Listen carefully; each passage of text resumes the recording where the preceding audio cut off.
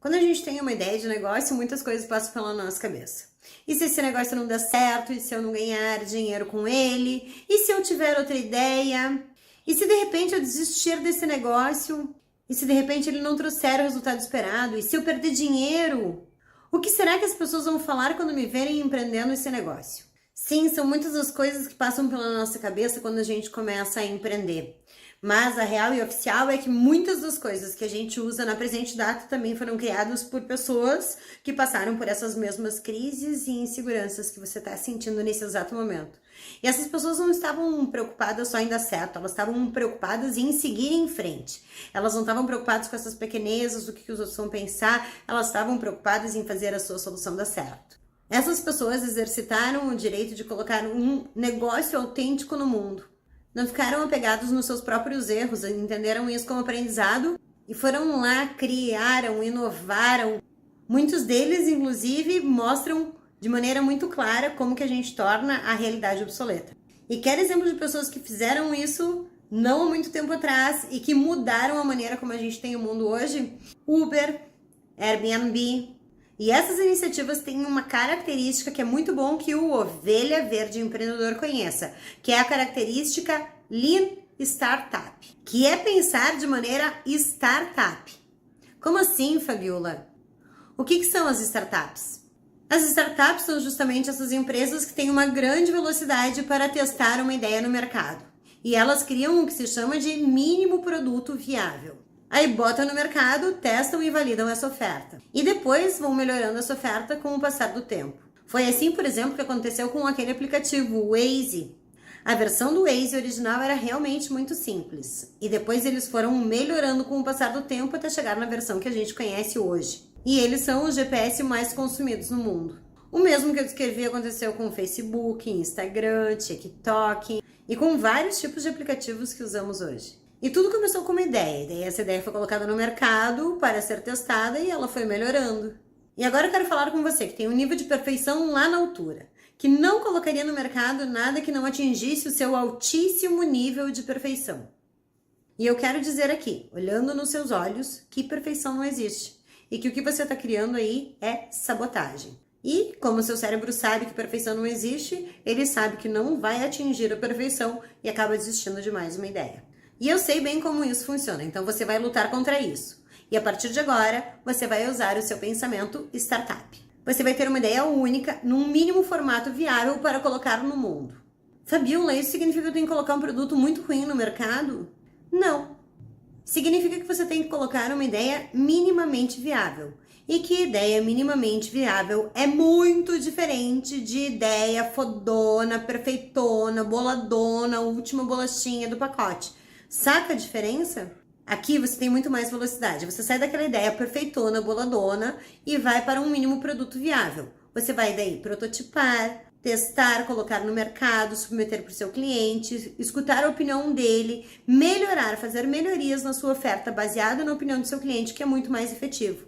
É assim que eu faço com os meus produtos, é assim que eu co-crio com as corporações para as quais eu trabalho e é assim que eu proponho que você também faça. Então vamos validar a sua oferta mínima viável. E para esse exercício eu vou compartilhar a minha tela com você. Você tem uma ideia para chamar de sua. Você escolheu ali, nesse vasto universo de coisas que você quer empreender, uma coisa para você testar no seu mercado, não é isso? Agora vamos tornar essa ideia mais elaborada para você no próximo módulo, enfim, encontrar o como. Descobrir como que a gente vai validar essa ideia no mercado. Então, agora você vai pegar ali e desenhar essa matriz, ou pode imprimir o seu PDF. Ali na matriz você vai encontrar 4 quadrantes. Um escrito melhora, o segundo escrito torna obsoleto, o terceiro escrito traz de volta e o quarto escrito efeito reverso. Como que a gente vai fazer esse exercício?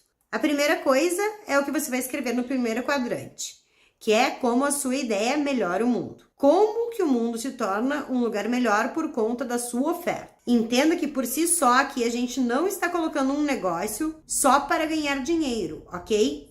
O nosso foco é sim trazer algo que seja positivo para o mundo, para o universo. Então lista aí todos os pontos de melhora que o seu negócio traz pelo simples fato de ele existir. Pausa o vídeo e quando você terminar, Vamos para o próximo quadrante. O próximo quadrante é quando que a sua solução torna o mundo obsoleto. Por exemplo, a Uber tornou o táxi obsoleto, não é isso? Como que o seu negócio torna o mundo obsoleto? O meu negócio, por exemplo. O meu negócio ajuda ecoempreendedores a venderem de maneira efetiva.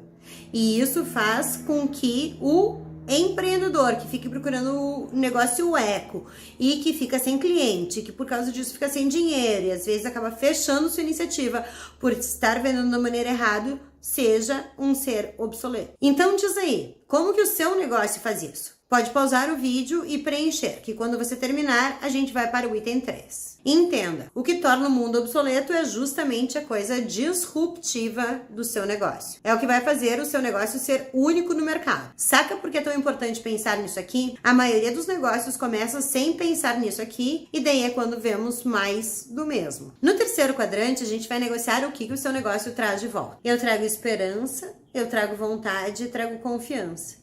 Porque quando eu dou os passos para uma ovelha verde empreender lucrativamente, ele sente com mais esperança, vai para campo de trabalho com mais vontade e acaba mais confiante. No quarto quadrante, vamos trabalhar justamente a outra parte, que é o nosso pé no chão. É a gente pensar o nosso efeito reverso. Se o nosso negócio der errado, o que de pior que pode acontecer? Porque sim, dar errado é uma opção. E aí, se der errado, o que de pior pode acontecer? Escreve aí. Boa! Agora você vai fazer o seguinte, você vai olhar para o seu efeito reverso e sim, ele pode acontecer e você vai simplesmente pensar como que você pode minimizar esses riscos.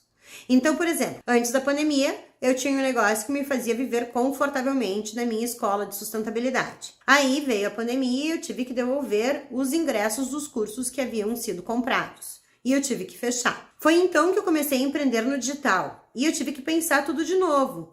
Algo que melhora o mundo, o que torna a realidade atual obsoleta, o que traz de volta esperança, vontade, confiança. No efeito reverso, eu vi que eu tinha muitos efeitos reversos. Afinal, eu não entendia nada de marketing digital e eu não sabia nem por onde começar. Foi esse o momento que eu busquei um mentor.